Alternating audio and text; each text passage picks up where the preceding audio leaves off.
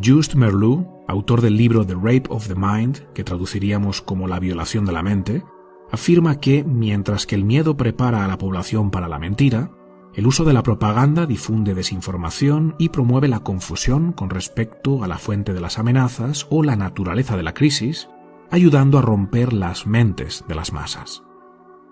El origen de la psicosis es siempre un grave problema, una amenaza tan peligrosa que suscita niveles de miedo y tensión social insostenibles.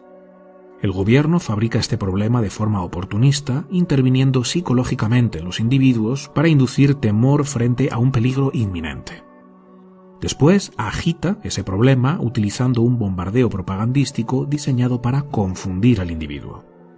Los medios de comunicación usados por el poder ofrecen información falsa, contradictoria o sin sentido, que lleva a un estado de confusión porque el individuo no puede abordarla de una manera racional y adaptativa, lo cual aumenta la susceptibilidad al miedo y la indignación. La lógica se puede enfrentar con la lógica, mientras que la ilógica no.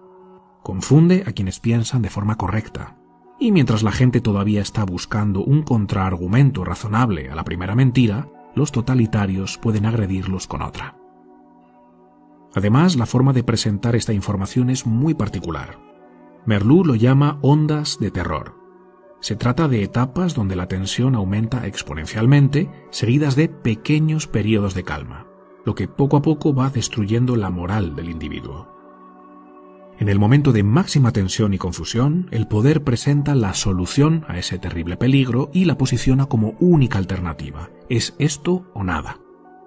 El individuo, habiendo estado expuesto a estas ondas de terror y rendido ya al empuje de la masa, que cree que solo hay un camino para la resolución del conflicto, le suplica al gobierno que implemente esa solución para que, de esa forma, su seguridad pueda quedar garantizada. Sin embargo, el gobierno no puede ejecutar esa solución. Para poder hacerlo, necesita adquirir más poder. Una nueva ley, un nuevo ministerio o incluso una nueva constitución que le permitan hacer lo que antes no podía a costa de la restricción o eliminación de ciertos derechos individuales.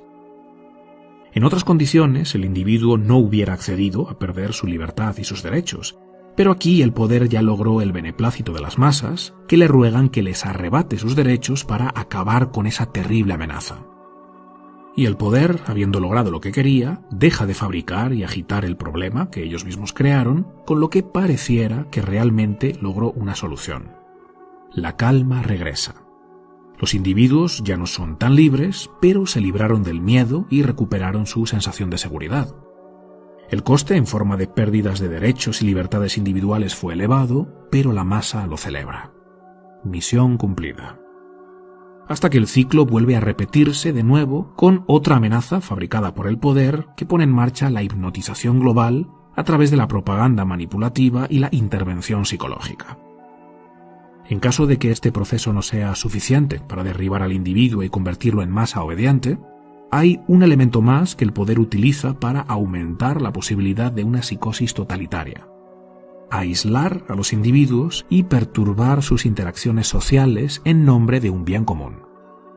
Un individuo solo y sin interacciones normales con amigos, familiares y compañeros de trabajo se vuelve mucho más susceptible a delirios. En primer lugar, se pierde el contacto con la fuerza correctiva del ejemplo positivo, algo que sucede en muchas otras especies de mamíferos. Y por otro lado, los seres humanos se condicionan más fácilmente a nuevos patrones de pensamiento y comportamiento cuando se encuentran aislados. Este proceso que acabo de describir lleva al individuo a un estado de infantilización en el que le cede toda la potestad al gobierno, perdiendo su capacidad de pensar por sí mismo, de hacerse responsable de su vida y de sentir que es capaz de lidiar con los desafíos que van surgiendo en el día a día. Carl Jung decía que cuando los individuos pierden su individualidad, pierden también su categoría intelectual y moral. Se conectan inconscientemente con un nivel inferior donde rigen la irresponsabilidad, el victimismo, la insensatez, el tribalismo y el infantilismo.